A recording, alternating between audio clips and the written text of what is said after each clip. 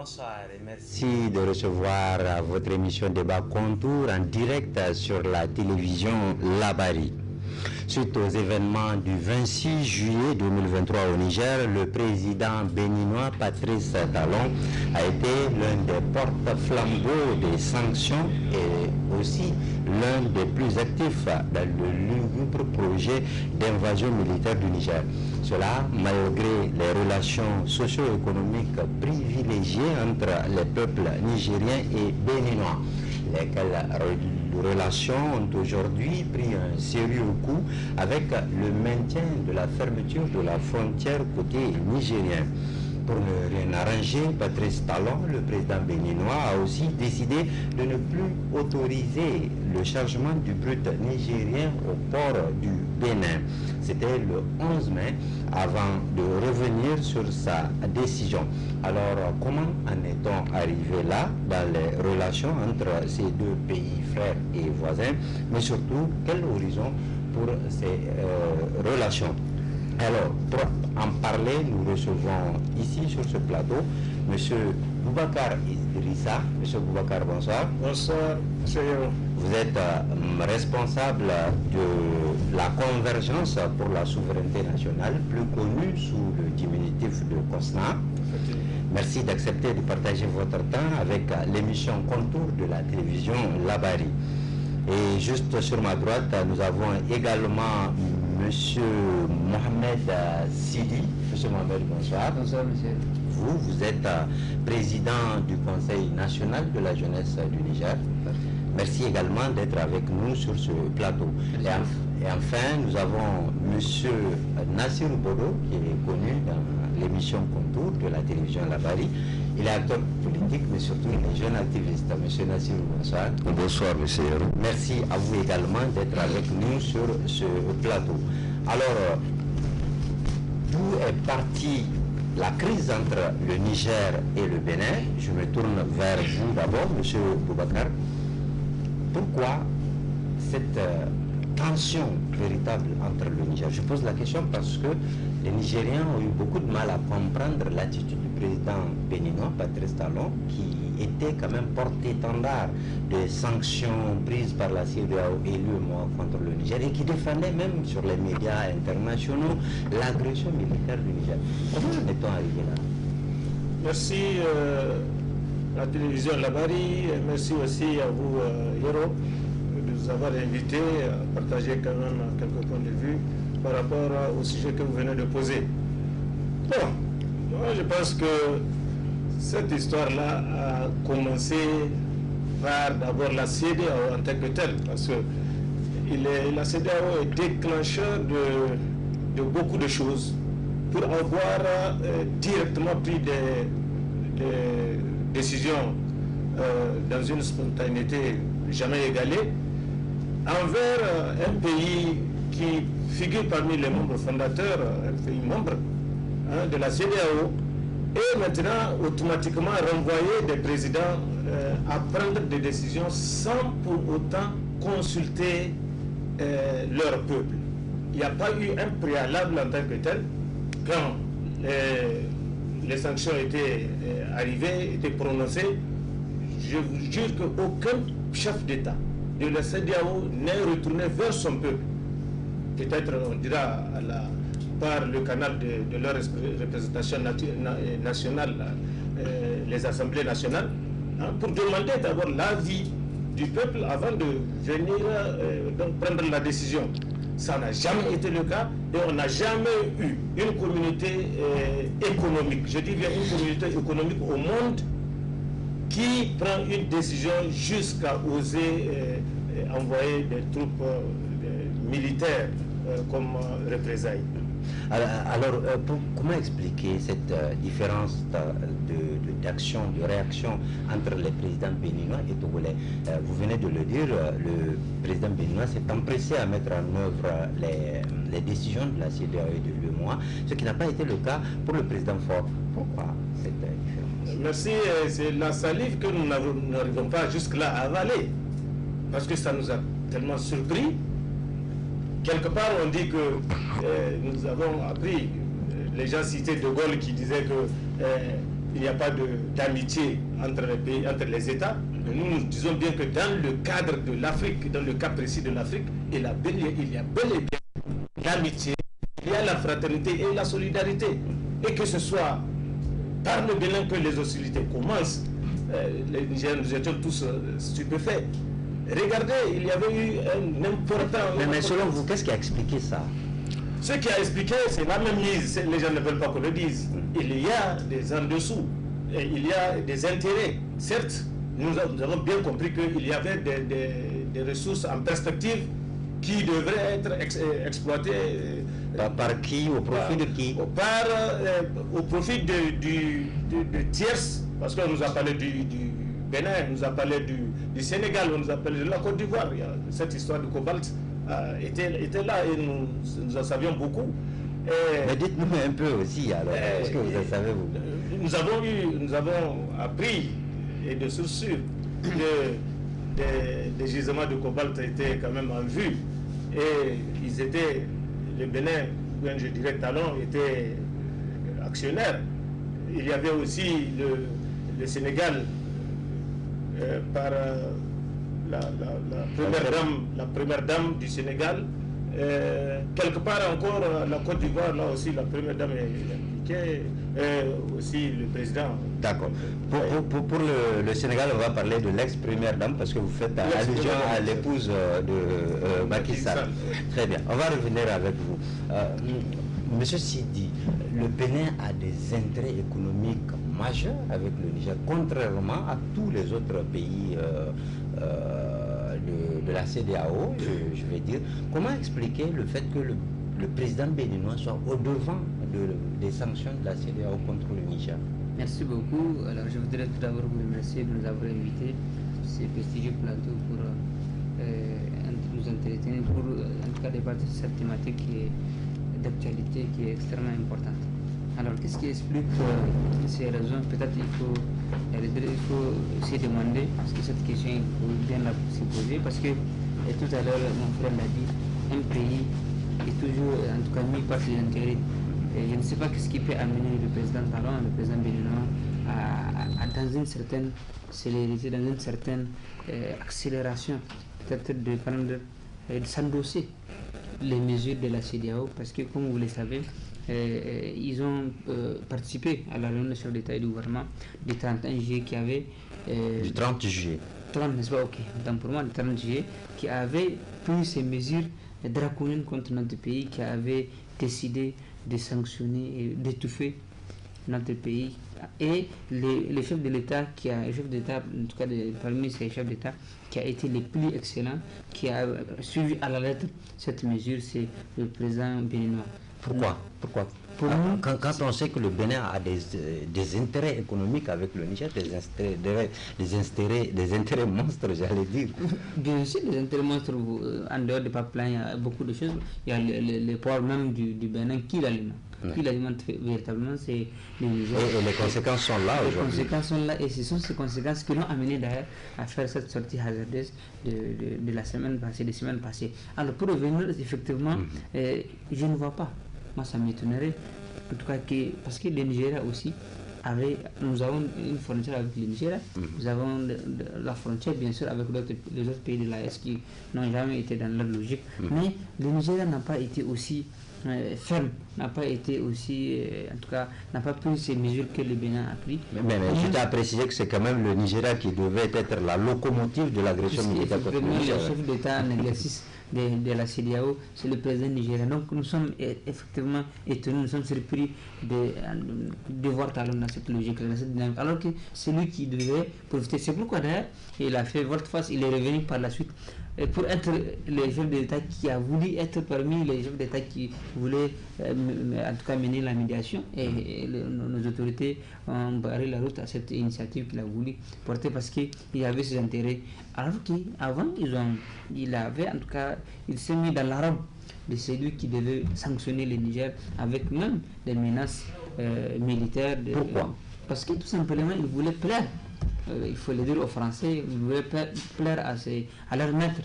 qui leur dictait déjà ce qu'il faut faire pour sanctionner les Niger, parce que les Niger, il ne fallait pas le perdre, c'est les derniers peut-être précarés, il ne fallait pas perdre des colons français. Au Sahel. Au Sahel surtout. Donc, et malheureusement, il a voulu plaire en oubliant les intérêts de son pays. Or, c'est d'abord, il a été élu par son peuple et il doit faire le mandat de son peuple et il doit plaire aux intérêts, plutôt défendre les intérêts de son pays, qui sont, en tout cas, qui sont liés au fait que les Niger partagent ces frontières que vous avez, les 1500, 1600 km, n'est-ce pas? Et bien, avec le Nigeria. Avec le Nigeria, contrairement à lui. Donc, je pense qu'il n'a pas voulu écouter. Peut-être qu'il n'a pas voulu écouter, être raisonnable. Vous avez vu le président Faure Gnassingbé qui était différent de lui et qui a voulu vraiment... Oui, lui qui n'a pas quand même d'intérêt aussi énorme que le Bénin. Mais vous savez, il faut avoir des positions, même si on est de l'autre partie du monde, on peut avoir des intérêts avec un pays. Donc, il faut savoir situer ses intérêts et les défendre. Donc, là, il est revenu à des meilleurs sentiments et notre pays, les autorités ont pris leur responsabilité en main. Et jusqu'à présent, je pense que c'est lui qui a perdu, c'est lui qui perd pour le moment. Et il est dans la mauvaise posture. Je pense qu'il va encore changer d'avis. D'accord. On va revenir plus largement sur la réaction du Niger aussi. Monsieur Nassir Bodo, selon vous, qu'est-ce qui a mis le président béninois dans cette posture? Le zèle, tout simplement, parce qu'il faut se rappeler, ce n'est pas le premier président à se comporter de la sorte par rapport à des questions de réaction face à un coup d'État au sein de la CEDEAO. Il y a déjà le président, ou disons l'ancien chef d'État nigérien, parce que bon, nous ne l'appelons pas président de la République pour des raisons politiques. Vous parlez de Mohamed Bazoum. Mohamed Bazoum, il faut vous rappeler de son attitude vis-à-vis du Mali. C'était à croire qu'il était le président en exercice de la CEDEAO, ce qui n'était pas le cas. Il était le plus zélé contre les autorités maliennes. Et vous avez remarqué, les autorités maliennes ne lui ont jamais adressé la parole. Si ce n'est à la tribune des Nations Unies qu'ils ont pris la peine de lui répondre. Donc, c'est diesel, c'est pas, il ne faut pas que les gens analysent les situations sous l'angle étatique. C'est les tempéraments de ces individus. Certains parlent d'intérêts économiques particuliers. Oui, mais les intérêts économiques particuliers ne sont rien comparés aux intérêts économiques des États. Parce que pour que les intérêts particuliers existent, il faut déjà qu'il y ait un État, il faut qu'il y ait des rapports entre les États qui commercent. Donc, pour moi, c'était du zèle. C'était un zèle excessif, à l'image du zèle de Bazoum vis-à-vis des autorités maliennes, comme je l'avais dit. Et c'est comme cela qu'il faut voir les choses et éviter d'opposer les opinions publiques de nos pays, parce que il ne faut pas oublier aussi, au fort moment de la crise au Niger, c'était quand même les opinions africaines qui ont en grande partie désavoué les chefs d'État de la CEDEAO. Donc il faut qu'on fasse attention, il faut qu'on analyse surtout la question de la crise nigéro-béninoise avec beaucoup de lucidité. Ce n'est pas une guéguerre entre gamins, il faut que les gens change même d'angle de vue, parce que c'est qui est en jeu. Parce que là, je ne suis pas un peu d'accord avec mon frère Sidi quand il dit que c'est le Bénin qui perd. Nous sortons tous perdants de la situation. Il ne faut pas se voiler la face. Mais maintenant, il faut, quand on gère un État, le sens de la responsabilité voudrait qu'on n'oublie jamais ce pourquoi on gère l'État. C'est le bien des populations. Maintenant, Talon a fait ce qu'il a fait. Il s'est lui-même déshabillé en plein marché. Oui, il s'est dédié. Parce que moi, quand le problème, surtout du pipeline du pétrole brut s'était posé, j'ai dit, mais là, le monsieur là, je ne sais pas à quel jeu il joue. Et un ami m'avait posé la question, j'ai dit, ça n'ira nulle part. Parce qu'il y a un troisième partenaire qui a investi son argent et qui n'a pas à perdre cet argent-là juste parce que des chefs d'État ne s'entendent pas. Ça ne le regarde pas. Et vous avez vu, c'est en une semaine, tout s'est réglé. C'est la Chine même qui s'est mobilisée pour aller dire à Talon, écoute, nous, notre pétrole brut, on doit le prendre. Voilà. On parle d'intérêt, M. Bodo. Lorsque on fait même du zèle, c'est pour un intérêt. Quel est l'intérêt visé par le président béninois? Non, les zèles, pour quelqu'un qui défend ses intérêts, les zèles est à éviter. Parce que vous avez remarqué, si, par exemple, à la réponse du zèle l'ancien chef d'État nigérien, il y avait une autorité qui était aussi dans les ailes au Mali. Aujourd'hui, nous ne serons pas dans des conditions d'être ensemble dans l'AES. C'est pourquoi il faut avoir une certaine sagesse quand on gère l'État. Souvent, le débat politique fait en sorte que nous allons dans tous les sens, nous mettons du cœur, mais quand on a les commandes de l'État, il faut savoir faire preuve de sagesse et de retenue. Parce que ce n'est pas tous les contextes qui permettent d'être zélés. Donc il faut éviter. Et aujourd'hui, Talon est l'exemple palpable du fait qu'il faut éviter les ailes. Là, c'est lui-même qui court dans tous les sens. Il dit qu'il est perdu. Effectivement, parce qu'il avait pris des décisions sous les coups de la colère, peut-être, ou sous les coups de la manipulation, qu'il lui-même ne maîtrisait pas. Manipulation de qui? De toutes ces forces extérieures là qui veulent en tout cas s'en prendre à notre pays, à commencer d'abord par l'organisation sous-régionale, parce que tout est parti de là en termes d'origine et des causes de la crise. Tout est parti de là. C'était d'abord des sanctions sous-régionales que Talon a voulu mettre en œuvre. À ce stade, on pouvait même comprendre Talon, mais après la levée des sanctions, Talon lui-même, sachant pertinemment qu'il était en perte de vitesse, son économie était en berne, lui-même, il a voulu, comme l'a dit le frère Sidi, prendre même le relais de la médiation pour venir. On l'a bloqué. Ok, on l'a bloqué, mais il faut aussi que nos autorités pensent aux conséquences chez nous. Parce on va y revenir. Parce que, non, je vais le dire pour finir. Parce que ce n'est pas seulement le Bénin qui perd. Et d'ailleurs, il faut éviter que le Bénin et le Niger perdent à cause de l'orgueil des autorités de part et d'autre. Plus largement dans le débat. Monsieur Boubacar Idrissa, les autorités nigériennes refusent d'ouvrir la frontière malgré la levée de toutes les sanctions de la CEDEAO et de l'UEMOA. Elles invoquent des questions sécuritaires, notamment des soldats français qui seraient parqués au Bénin. Mais on voit que la frontière avec le Nigeria, qui est quand même de 1600 km, a été ouverte. Et selon, en tout cas, la rumeur, il y aurait aussi des soldats français au Nigeria. Alors pourquoi ce deux poids, deux mesures du gouvernement nigérien? Merci. Moi, je pense plutôt que c'est une question de stratégie. Certes, les gens ont trop parlé sur la présence française. Moi, je pense bien que le CNSP est sur une bonne logique de bien sécuriser d'abord la frontière avec le Bénin, car nous savons déjà, nous nous connaissons parce que nous avons eu à engager beaucoup d'actions dans le cadre sécuritaire avec le Nigeria depuis l'avènement de la secte Boko Haram jusqu'à ce jour. Donc là, nous pouvons oser dire que le Niger maîtrise mieux ce côté que cette voie du Bénin. Mais la voie du Bénin, elle ne dépasse guère 50 mètres, c'est juste un pont. Et le Niger a déployé quand même des milliers de militaires armés jusqu'aux dents sur cette frontière. Pourquoi cette crainte? Ce n'est pas une crainte en tant que telle.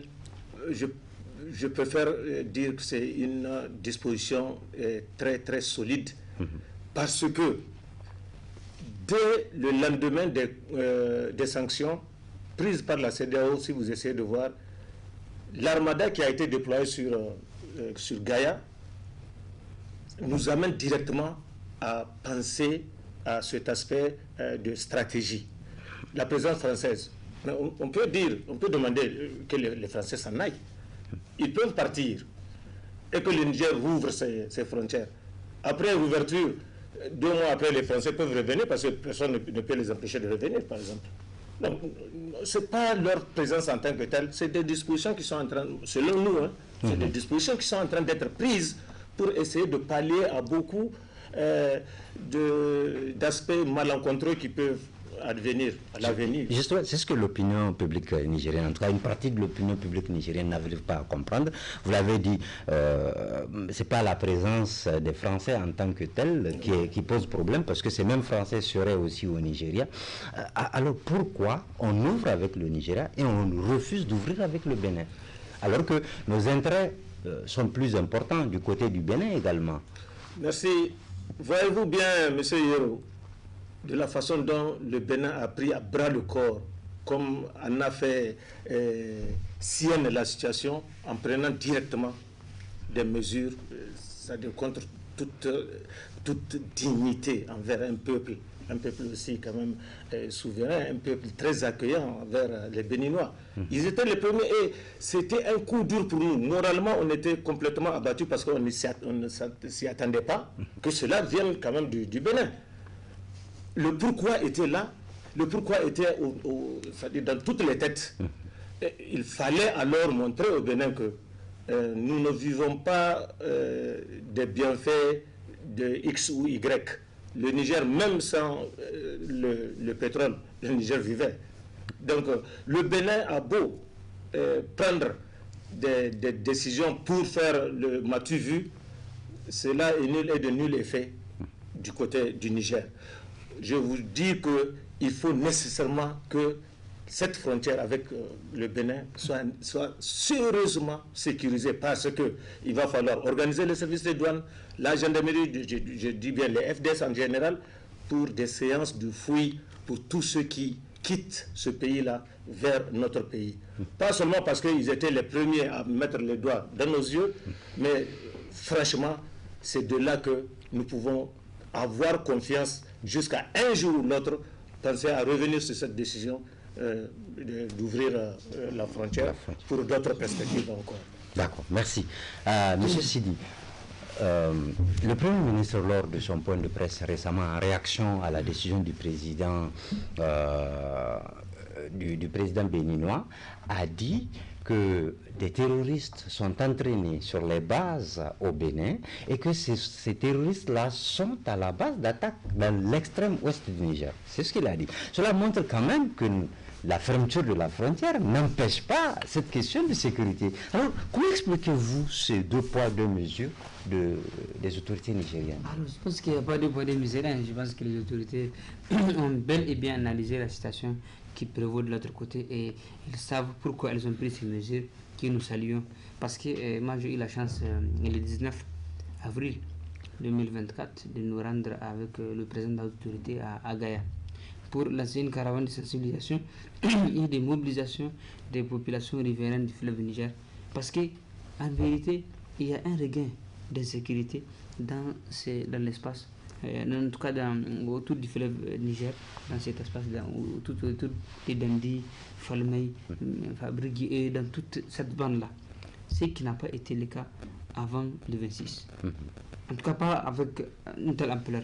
Et qu'est-ce qui se passe là-bas? Il y a des contrebandes de carburant, des armes, tout se passe maintenant malgré la fermeture de la frontière. La fermeture des frontières.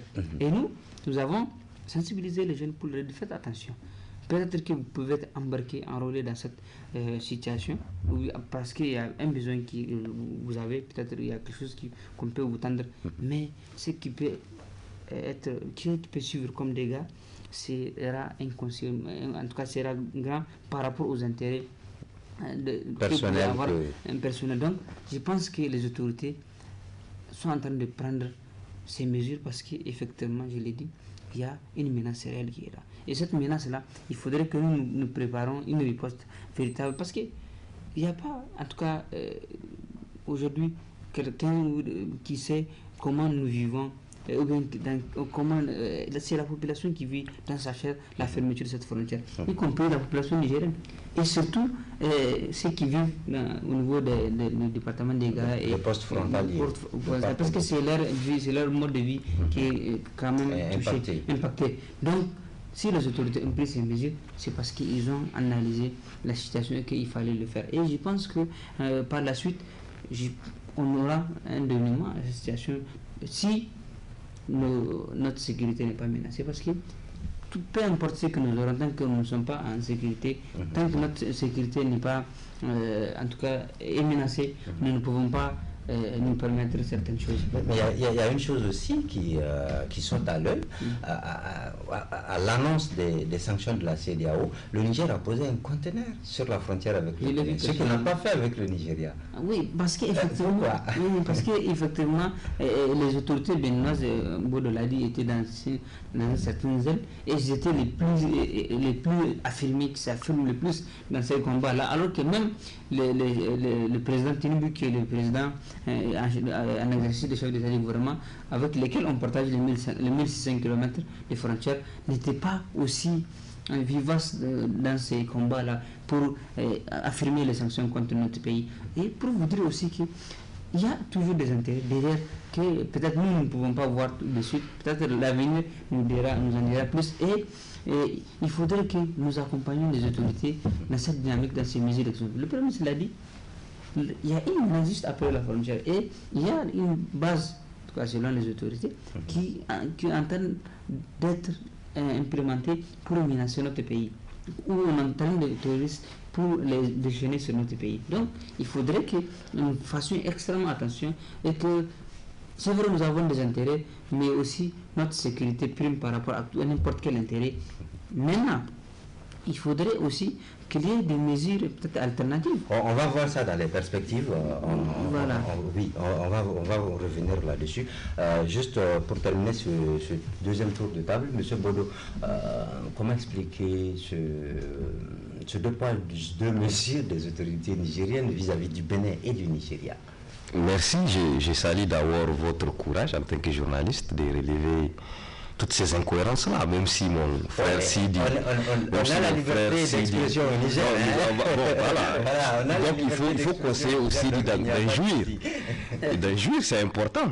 Et effectivement, il y a des poids, des mesures, il y a même des graves incohérences. Je voudrais bien croire qu'il s'agit d'une stratégie,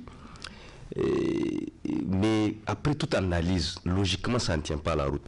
Je m'explique. Parce que vous-même, vous avez parlé d'une frontière qu'on a de beaucoup plus longue avec le Nigeria qu'avec le Bénin. Et poreuse aussi. Totalement poreuse, il faut le dire. Parce que j'ai l'habitude de prendre la route du Nigeria, bon, en tout cas certaines entrées. Voilà. Donc, et il s'est dit aussi qu'il y a des troupes françaises là-bas. Il doit y en avoir aussi au Tchad. Parce que même ceux que nous avons refoulés là, ils sont sortis par où? Par le Tchad. C'est aussi que j'ai appris. Mais on ne ferme pas avec le Tchad. On ne ferme pas avec le Nigeria. On ferme avec le Bénin. Juste parce que, effectivement, selon les renseignements dont dispose notre État, il y aurait des bases militaires françaises. Ok, logique pour logique. Parce qu'il faut respecter aussi, tout comme nous l'avons souhaité, qu'on respecte notre souveraineté, il faut respecter la souveraineté des autres États. Le Bénin est un État souverain. Souverainement, nous avons chassé toutes ces bases-là de chez nous. Souverainement, le Bénin les aurait acceptées. C'est tant mieux. Grand bien leur face. Mais maintenant, nous, souverainement, on a décidé aussi d'avoir des risques, non? C'est ce que j'ai appris. Mais alors, les risques ne savent-ils pas nous aider aussi à protéger nos frontières? Faut-il les garder, y compris en asphyxiant notre économie? Parce que je vais donner un petit conseil au passage à mon frère Sidi. Tu es le président de tous les jeunes du Niger. Les activités économiques qui sont au ralenti, c'est des jeunes Nigériens qui se retrouvent. Et j'informe aussi, ou disons, j'interpelle aussi le frère du COSNA. Des dirigeants, ce dont ils ont besoin le plus dans ce genre de situation, ce n'est pas des gens qui vont leur dire toujours « Non, vous êtes sur la bonne voie ». Nos dirigeants ne sont pas sur la bonne voie sur cette question précise. Selon vous? Oui, parce que selon moi, on dirige un État pour le bien de ces populations. Tout ce qu'on a en termes de gains aujourd'hui, c'est juste en termes de fierté. Pas en termes d'autre chose. Et on ne se pose pas de questions. Non, je suis désolé, les attaques continuent. On ne sait pas d'où ça vient, mais les attaques continuent malheureusement. Et nous allons soutenir absolument nos FDS, tout comme nous les avons toujours soutenus. Mais là n'est pas la question. La question, nous voulons un nouveau discours qui ne va pas entretenir la peur. Parce que quand on me dit que mon armée à moi, celle sur qui je compte, elle ferme toute une frontière juste parce qu'elle aurait peur qu'on nous attaque de par cette frontière-là. En tout cas, j'ai peur. Et cette peur-là, je ne suis pas le seul à la vivre. Il faut éviter ce discours qui fait peur. Il faut plutôt, parce que ce discours n'est pas loin des discours incohérents et totalement légers des Bazoum. Quand il dit que nos FDS là ne sont pas aguerris, que les touristes sont mieux que... Non, il faut qu'on arrête ici, on ne parle ridiculiser. Non, de la quatrième puissance je vous dis, la quatrième puissance mondiale, elle est au Bénin. La deuxième ou première puissance mondiale, militaire et au Niger. Mais de quoi avons-nous peur? Si les Russes sont aussi inutiles que ça, mais il faut qu'on se le dise. Hein. Je vais dans le même sens de votre analyse. Cela fait dire, justement, tout ce que vous venez de relever, fait dire à certains qu'en réalité, il ne s'agit pas de problèmes sécuritaires, mais plutôt de questions du transport de l'uranium vers la France. C'est possible. C'est possible. Ça peut s'expliquer.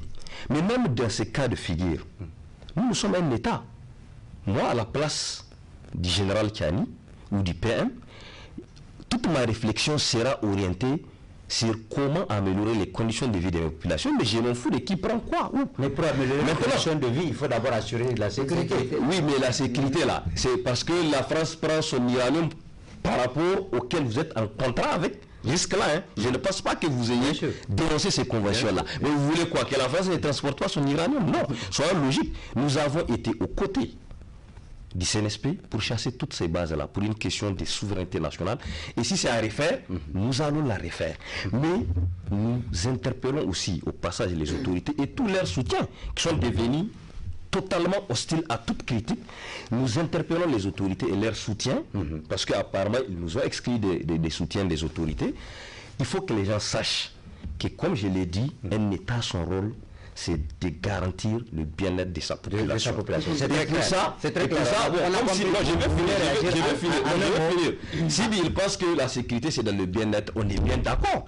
Mais vous allez me dire, par exemple, toutes les attaques qu'il y a eu après les événements du 26 juillet, ces attaques sont-elles venues du Bénin? Non. Il faut qu'on soit, il ne faut pas qu'on fasse peur aux populations.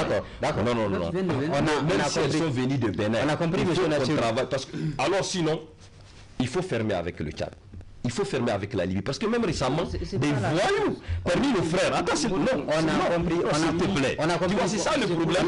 C'est ça le problème. Vous allez réagir tout de suite. Monsieur Nassir, vous avez monopolisé la parole. On va revenir avec vous. On va revenir avec vous. S'il vous plaît, on va revenir avec vous. On permet à monsieur Sid de réagir en 30 secondes. Vous voyez.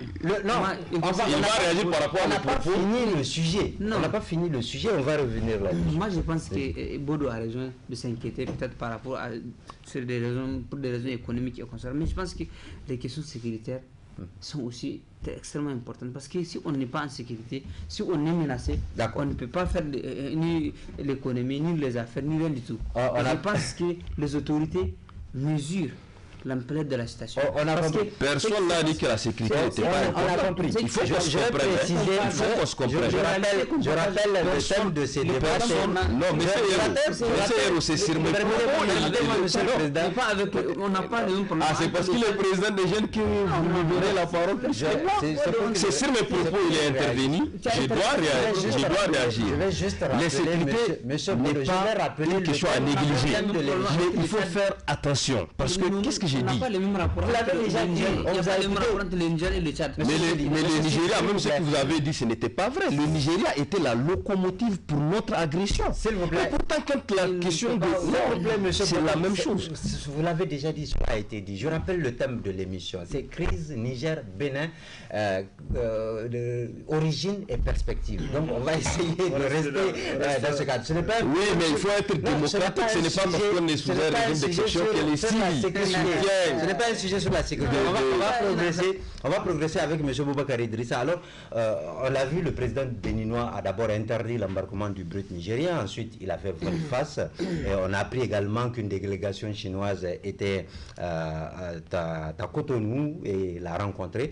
Alors, selon vous, pourquoi cette volte-face? Puisque le Niger a maintenu quand même la fermeture de la frontière. Bon, merci.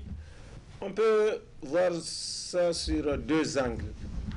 Il y a d'un côté la pression populaire, parce que nous avons suivi ça et là quand même le peuple sortir, le peuple béninois sortir pour décrier d'abord la vie chère, pour demander à ce qu'il y ait de l'eau dans les verres des deux côtés, qu'on les laisse vaquer à leur occupation. Vraiment, le peuple béninois a solidarisé avec le peuple nigérien.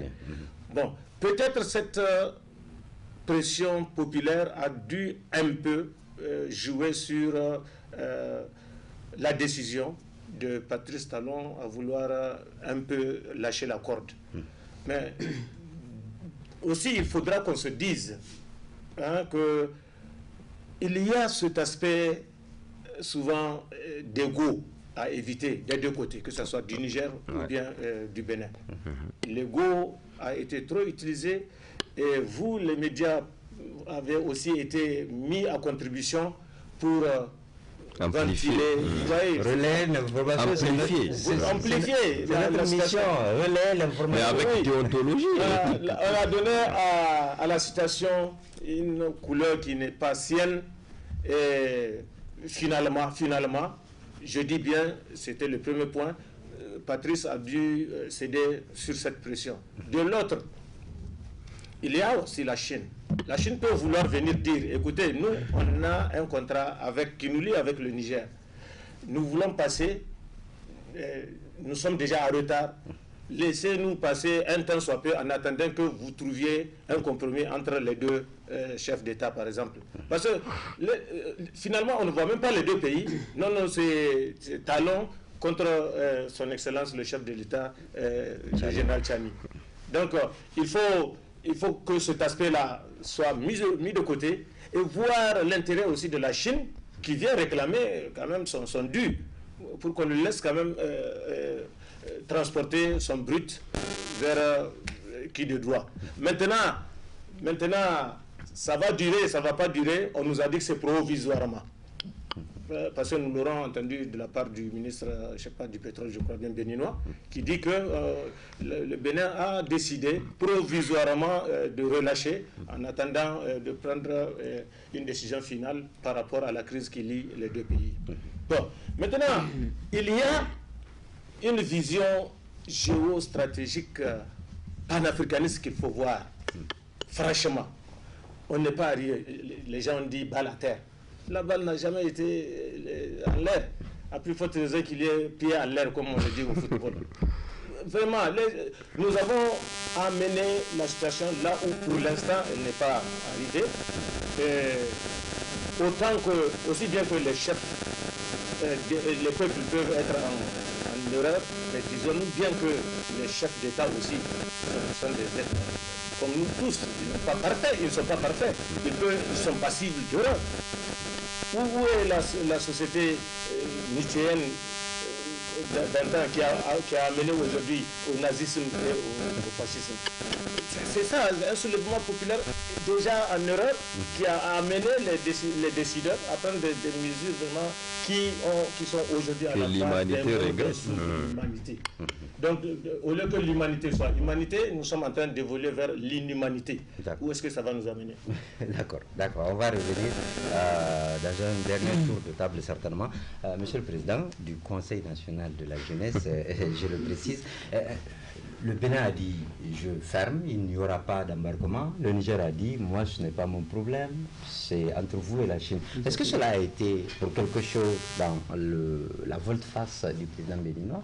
En fait, moi je ne pense pas que le président béninois était même sérieux en réalité, parce qu'il s'est attaqué aux intérêts d'une puissance et il sait que cette puissance ne va pas badiner par rapport à ses intérêts. D'une part, d'autre part, c'est que Patrice Talon a violé l'accord qui nous lie avec lui, à son article 3. Il a aussi violé les conventions des Nations Unies sur les droits de la mer. Il a violé aussi, en tout cas, les conventions entre la Chine et le Bénin. Non, il y a des conventions qui, je crois que c'est les droits à la mer. Droit d'accès à la mer, les pays sans littoral. Les pays sans littoral, ils ont droit d'accès à la mer comme l'autre pays. Et en dehors de ça, il y a aussi les textes, c'est l'OMC, Organisation mondiale du commerce. Tous ces textes, l'UEMOA et bien d'autres textes, ont été bafoués par le Bénin. D'autre part, il y a aussi les intérêts du Bénin qui sont là, parce qu'il y a une grande populaire qui se passe au Bénin par rapport à cette situation. Parce que les Béninois ne sont pas, pour la plupart, ne sont pas habitués à des souffrances, ne sont pas résilients comme notre pays, nous le sommes désormais. Et je pense que Et tout ça a joué pour que je revienne à des meilleurs sentiments. Donc pour moi, dès le départ, il n'était pas sérieux. Et je pense que notre pays, je l'ai dit, je le répète, doit continuer à garder cette position tant que nous voyons la menace. Et je pense qu'il ne faut pas ajouter de la menace une autre menace. Je voudrais préciser à Bodo qu'en dehors du Bénin, nous avons aussi d'autres menaces sur les 3 frontières. Ces menaces-là, nous n'avons pas fini avec. Il faudrait que nous puissions savoir comment stratégiquement gérer toutes ces crises-là.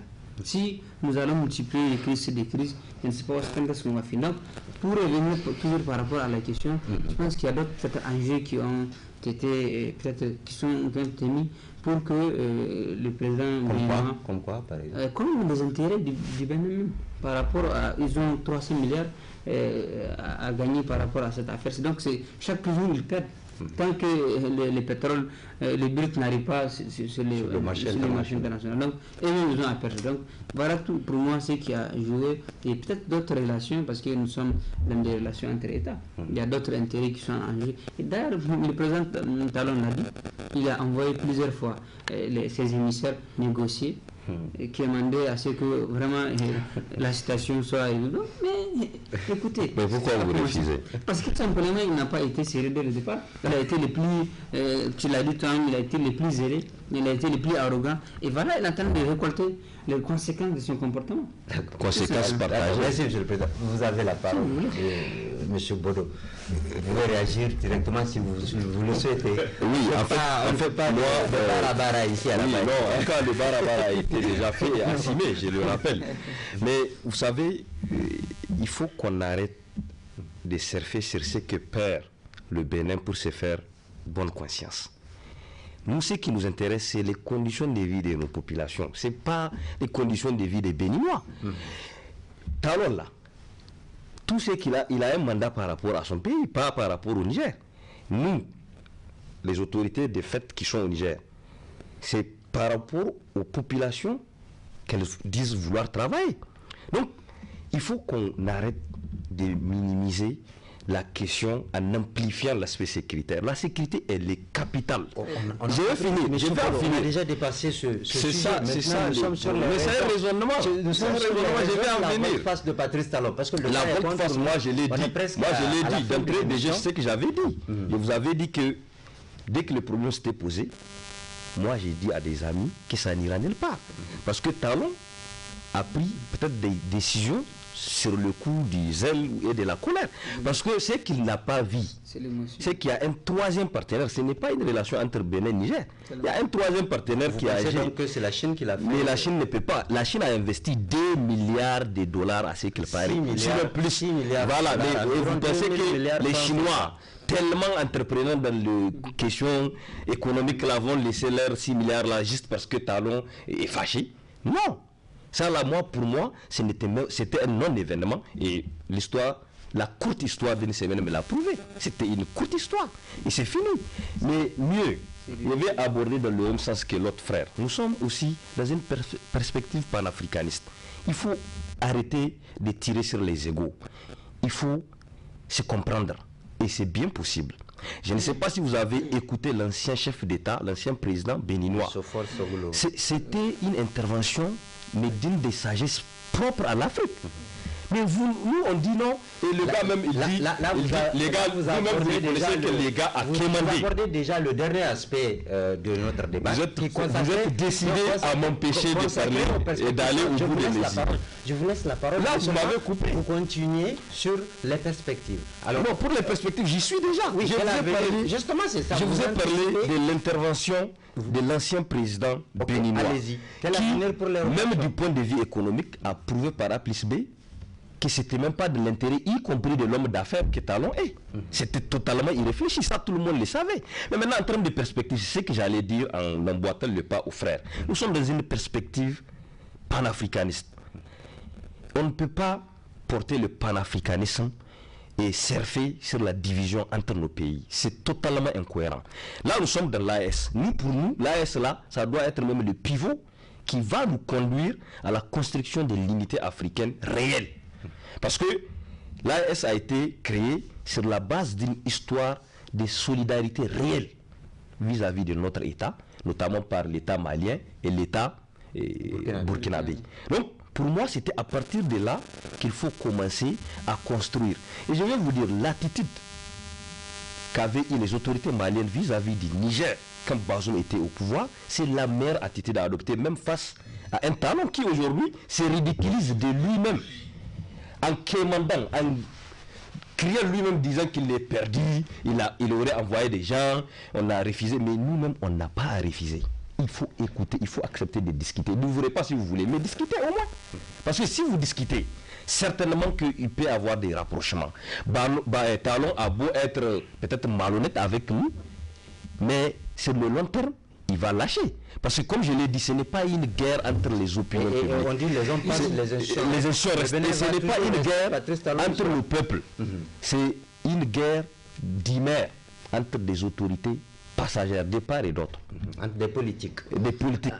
Donc, alors, il faut qu'on fasse attention. Est-ce que selon vous, le Bénin et le Niger vont revenir à des meilleurs sentiments? Je n'ai pas compris, mais ils doivent revenir à des meilleurs sentiments. Est-ce que selon vous, c'est possible dans un Ils sont obligés. Sinon, on va tous les obliger, je vous dis. Parce que les Béninois, là, ils ne sont pas prêts à laisser Talon les conduire à la ruine totale. Et vous pensez que, parce qu'il y a les signes derrière les autorités, on va les laisser aussi nous amener à l'abîme? Non, on va les soutenir dans tout ce qui est nécessaire pour notre État, mais qu'elles comprennent que l'enjeu ici est beaucoup plus grand que ce que les signes voient. Il faut préserver d'abord, parce que je vais vous dire une chose. Quand j'ai écouté le président béninois, il a même proposé des pistes de solutions. Nous sommes africains. Lui, il a parlé de nos valeurs. Dans nos valeurs, là, quand quelqu'un veut venir discuter, on ne lui dit pas, on ne veut pas. On l'accueille. Même quand la personne essaie de vous tuer. Mais comment Bénin, lui là, il peut envoyer qui pour nous tuer? Non, il faut qu'on soit. Il y a une réelle menace d'agression militaire. Il faut qu'on soit sérieux. Si aujourd'hui Tchani accepte de rencontrer Talon, Talon ne peut rien, même physiquement, contre Tchani. Mais c'est quoi cette peur-là qui vous entretenez? Et même du point de vue militaire, le Bénin ne peut rien contre. Et même la France. Comment la France peut introduire des forces à travers le pôle là? D'accord, on vous a compris. Mais attendez, mais qu'est-ce que vous voulez? Vous voulez que nous nous concentrons sur le problème avec le Bénin? C'est seulement ça le problème du Niger? Non, prenons-nous au sérieux. Wallahi, même physiquement, Talon ne peut rien contre Tchani. Tchani peut les rencontrer, rien ne va se passer. Il va venir, il fait ses pleurnichements, Tchani l'écoute, on prend ce qui nous arrange et ce qui peut faire avancer les positions et ça s'arrête là. C'est ça la responsabilité de Tchani. Il ne faut pas qu'il continue à écouter les Sidi qui lui disent non, c'est ça. On fait ça. Non, ce n'est pas bien. Quand je dis Sidi, c'est pour caricaturer. Sidi est le porte-parole aujourd'hui de tous ceux qui sont dans ces soutiens fanatiques, qui refusent tout critique. Sidi est le président du Conseil national de la jeunesse. Non, oui, mais un soutien. Alors, monsieur le président, mais il faut qu'on soit sérieux. On va terminer. Selon vous, comment entrevoyez-vous l'avenir des relations nigéro-béninoises? Moi, je pense qu'il ne faut pas dramatiser ce débat-là. Nous avons un problème sécuritaire, nous avons des enjeux à protéger. Nous avons des problèmes avec le Bénin qui n'est pas en train, en tout cas, de nous conduire vers une piste de solution tout de suite. Et je pense que même la Deuxième Guerre mondiale, les gens ont fini, les partis prenantes ont fini autour d'une table. Ce débat-là, je pense qu'il est différent. On peut le faire différent, peut-être. Je pense qu'il faudrait tout simplement que d'abord on finisse de tamiser ou d'analyser les situations qui sont devant nous sécuritaires. Et quand on aura fini ça, je pense qu'on saura comment nous retrouver autour d'une table pour négocier. Et je pense qu'avec, il a dit tout à l'heure, il ne faut pas opposer les opinions, il ne faut pas aussi opposer les peuples. Entre nous et les Bénins et les Béninois, il n'y a aucun problème. D'ailleurs, nous accueillons une des plus grandes communautés béninoises ici au Niger. Donc il n'y a aucun problème entre nous. Et vice-versa. C'est très important. Mais est-ce que, selon votre analyse de la situation, est-ce qu'il est possible que le Niger et le Bénin s'entendent avant la fin du mandat du Patrice Talon? Mais bien sûr, son mandat prend 5 ans. Dans 2-3 ans, je pense. Dans 2-3 ans, mais on va s'entendre. Même le PM, heureusement, notre PM, dans sa grande sagesse, dans son grand calme, a dit quand on aura pris toutes les dispositions. Ça veut dire qu'ils ne sont même pas dans la même logique que les CID, il ne faut jamais ouvrir. Il a aussi dit... Peut-être que les dispositions seront prises demain. Il a aussi dit l'armée française quitte aujourd'hui, demain on ouvre la frontière. Oui, mais ça là.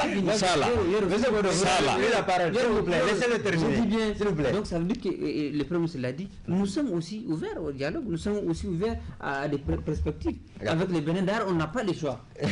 Les Bénin, je le dis et je le répète, les Bénin perdent beaucoup. Parce que les Bénin. Mais vous ne perdez rien. Nous, on perd beaucoup, effectivement, mais regardez votre perte. On ne perd pas par rapport aux on ne se met pas sur une montagne pour pointer l'autre. Qui sont en face de nous, s'il vous plaît. Et on n'a pas, il ne s'agit pas des Bénin. Le Bénin fait combien en termes d'espace même? Il fait combien en termes de population? Mais ce n'est pas ça le problème. C'est ce qui est derrière les Bénin. Les menaces que les Bénin s'endossent. La France. La France, exactement, et bien d'autres peut-être intérêts. Mais et si le Bénin dit qu'il n'adressera plus la parole si nous accueillons aussi les risques. En fait, il faut qu'on se comprenne. Le Bénin, ce n'est pas un quartier d'univers. On fera remarquer que les Russes n'ont pas menacé le Bénin d'agression. Je suis d'accord. Merci.